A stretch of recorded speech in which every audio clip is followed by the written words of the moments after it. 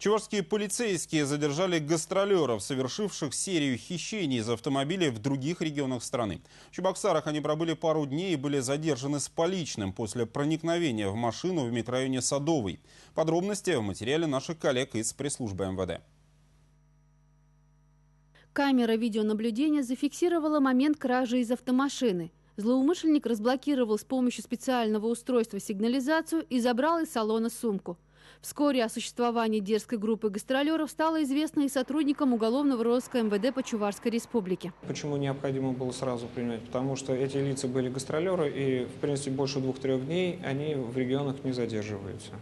Оперативникам стало известно, что злоумышленники стараются совершать кражи с автомашин вблизи детских садов. Ведь зачастую мамы и папы, провожая ребенка, оставляют сумку с документами и деньгами в салоне. Очередное преступление было совершено возле детского сада по улице Дементьева, но полицейские были уже рядом. Задержание стало для заезжих мужчин 45 и 57 лет неожиданностью.